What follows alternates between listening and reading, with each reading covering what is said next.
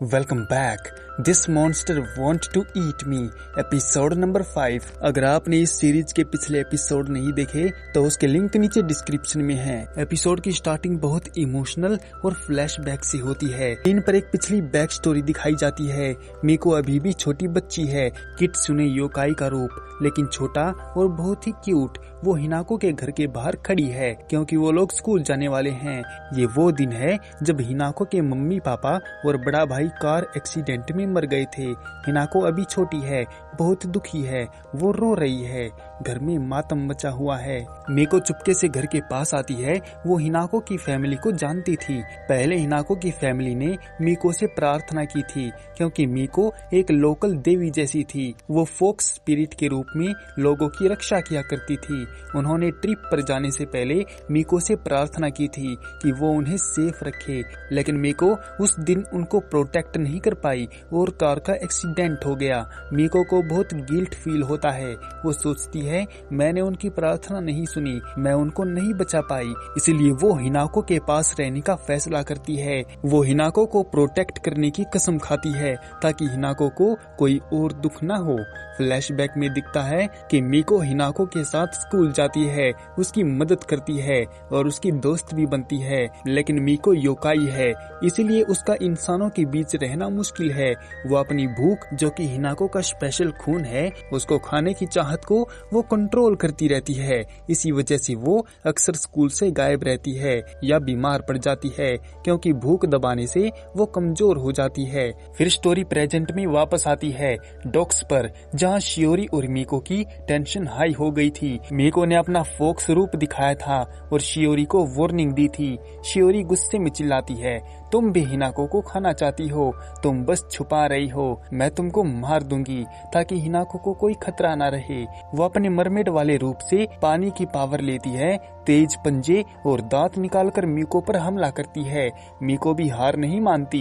वो अपनी 3 पूंछों को फैलाती है, फोक्स फायर, नीली आग जैसी पावर यूज करती है और शियोरी को दूर धकेलती है। दोनों के बीच पानी छलकता है, चिंगारी उड़ती है, जमीन हिलती है। बहुत तेज और डरावनी फाइट है। मीको थोड़ी कमजोर लग रही है क्योंकि वो भूख दबा रही है, लेकिन वो हिनाको के लिए लड़ रही है। वो कहती है, हिनाको मेरी वजह से भूखी है, मैं उसे किसी को नहीं दूंगी। हिनाको बीच में खड़ी है, वो रो रही है। वो दोनों को रोकने की कोशिश करती है, कहती है, बस करो मीको, शियोरी प्लीज तुम दोनों लड़ो मत। वो आगे बढ़ती है और फाइट के बीच में कूद जाती है उन दोनों को रोकने के लिए। ठीक उसी पल मीको और शियोरी का अटैक रुक जाता है क्योंकि हिनाको बीच में आ गई।